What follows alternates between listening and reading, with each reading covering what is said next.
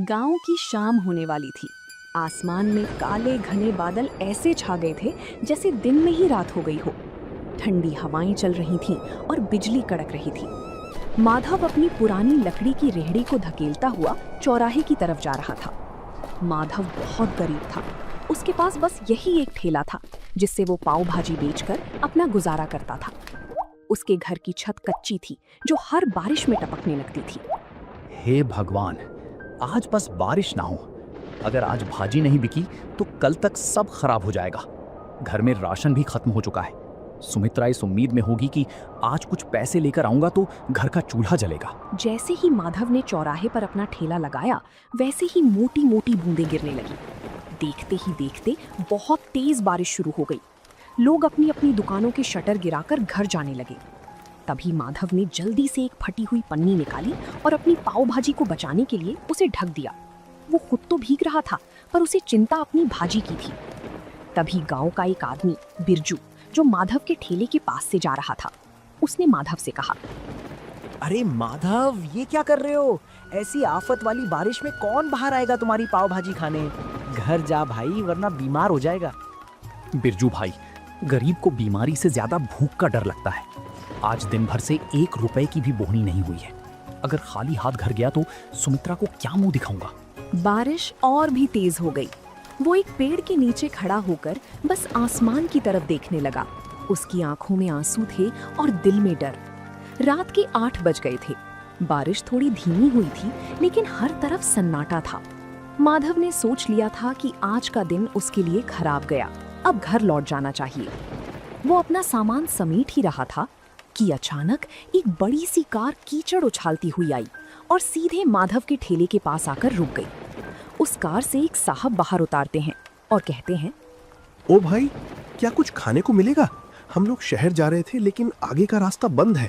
बहुत जोर की भूख लगी है। जी साहब, भाजी तो तैयार है, बस पाव गरम करने की देर है।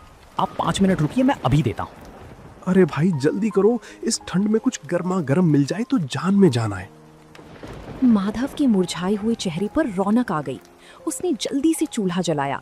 मक्खन की खुशबू चारों तरफ फैल गई। उसने तवे पर भाजी को अच्छे से मैश किया और पाव को मक्खन लगाकर लाल होने तक सेंका।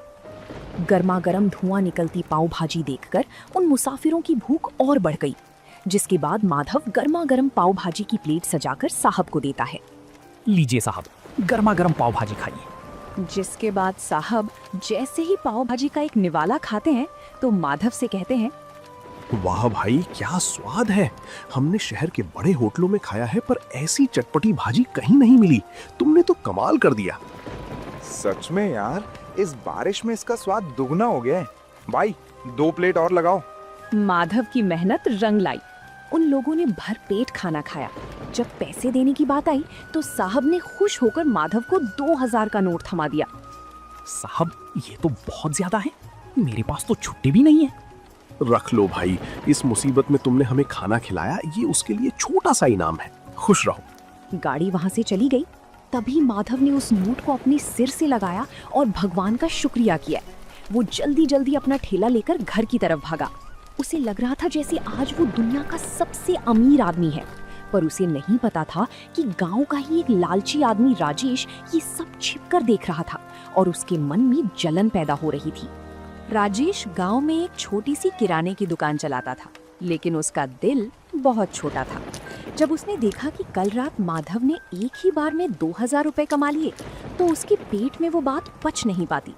वो सोचने लगा कि अगर ये गरीब पाव भाजी वाला ऐसे ही पैसे कमाने लगा तो कल को ये मेरी बराबरी करने लगेगा। जिसके बाद उसने अपने चेले से कहा, देख रहा है कल्लू, कल तक जिसके पास नमक खरीदने के पैसे नहीं थे, आज उसके ठाठ देख। ये शहर वाले भी पागल है, कहीं भी रुककर कुछ भी खा लेते हैं। हमें कुछ ऐसा करना होगा कि इसकी दुकान पर कोई कदम भी ना रखे। शाम को फिर से हल्की हल्की बूंदाबांदी शुरू हो गई। माधव अपनी भाजी तैयार कर रहा था। तभी राजेश अपने 2-3 साथियों के साथ वहां पहुंचा और जानबूझकर शोर मचाने लगा। अरे छी छी माधव, ये कैसी बदबू आ रही है तेरे ठेले से? इस भाजी में सब्जियां सड़ी हुई इस्तेमाल कर रहा है क्या? कल रात शहर वालों को तो ठग लिया और अब हमें बीमार करने का इरादा है क्या? नहीं राजेश भैया, ये आप कैसी बात कर रहे हैं? सुमित्रा ने सुबह ही मंडी से ताजी गोभी और मटर लाकर दिए हैं और अपने ठेले पर सफाई का पूरा ध्यान भी रखता हूँ। अरे चुप कर, सबको दिख रहा है कि तू बारिश के गंदे पानी में पाँव सेक रहा है। गांव वालों सुन लो, अगर माधव की पाव भाजी खाई तो पेट खराब होना पक्का है। कल रात जो लोग खाकर गए थे, सुना है उनकी तबीयत बिगड़ गई है। राजेश की बात सुनकर जो एक दो लोग आने वाले थे वो भी ठिठक गए। गांव में अफवाह आग की तरह फैलती है।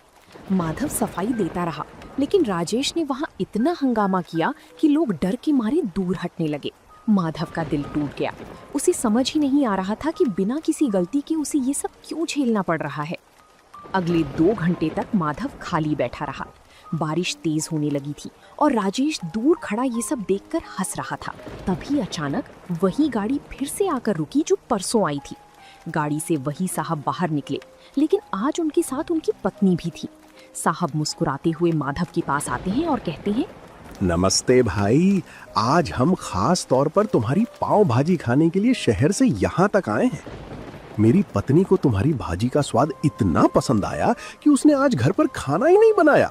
साहब, पर यहाँ तो लोग कह रहे हैं कि मेरी भाजी खाकर आपकी तबीयत खराब हो गई थी। अरे कौन फैला रहा है ये झूठ? हम तो कल से और ज्यादा तरोताजा महसूस कर रहे हैं। बल्कि मैंने तो अपने ऑफिस के ग्रुप में भी तुम्हारी फोटो डाली है। देखो पीछे एक और गाड़ी आ रही है, वो सब मेरे दोस्त हैं। साहब की बात सुनते ही राजेश का चेहरा पीला पड़ गया। देखते ही देखते वहां 3-4 गाड़ियां और रुक गईं। माधव ने फुर्ती से काम शुरू किया। ताजे मक्खन और मसालों की ऐसी महक उठी कि गांव के जो लोग राजेश की बातों में आ गए थे वो भी अपनी भूख नहीं रोक पाए। तभी गांव का एक बुजुर्ग माधव के ठेले पर आकर बोलता है, माधव बेटा, हमें माफ करना, हम इस राजेश की बातों में आ गए थे। हमें भी एक प्लेट पाव भाजी खिलाओ, इसकी खुशबू ने तो भूख जगा दी है। उस रात माधव की सारी भाजी बिक गई। राजेश शर्म के मारे वहां से खिसक गया। माधव ने आज सिर्फ पैसे ही नहीं कमाए थे, बल्कि राजेश की साजिश को भी नाकाम कर दिया था। माधव की दुकान अब गांव और शहर दोनों जगह मशहूर होने लगी थी। हर शाम उसके ठेले पर भीड़ जुटने लगी थी। सुमित्रा भी अब घर पर माधव की मदद करती और दोनों मिलकर और भी स्वादिष्ट मसाले तैयार करने लगे। लेकिन माधव का सपना अब बड़ा हो गया था और एक रात जब माधव घर लौटा तो उसने देखा कि सुमित्रा छत से टपकते पानी को रोकने के लिए बर्तन रख रही है।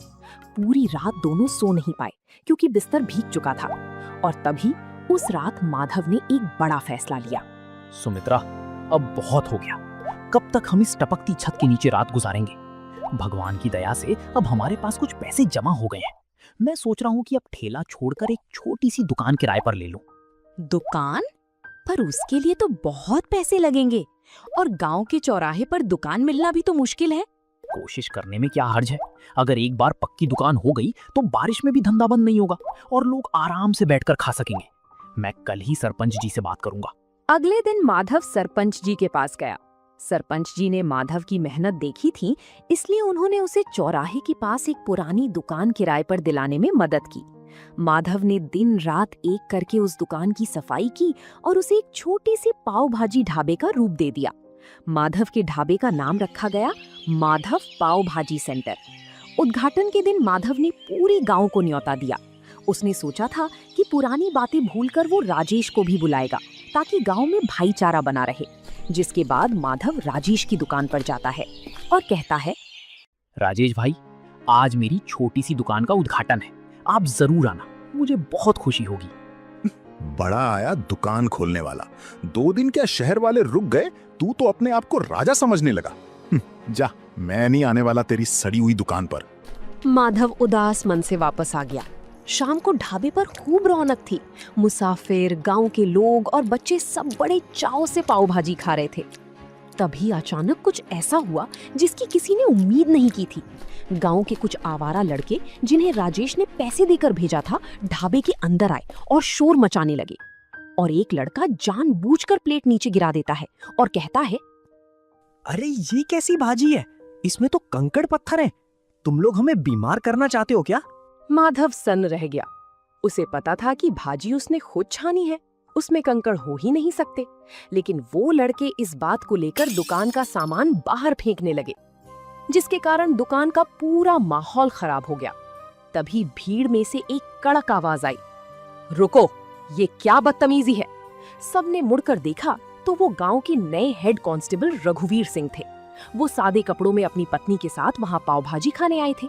उन्हें देखकर राजेश के भेजे हुए लड़के घबरा गए, जिसके बाद रघुवीर सिंह उन लड़कों के पास जाकर कंकड़ वाली प्लेट उठाते हैं और कहते हैं, तुम कह रहे हो इसमें कंकड़ है?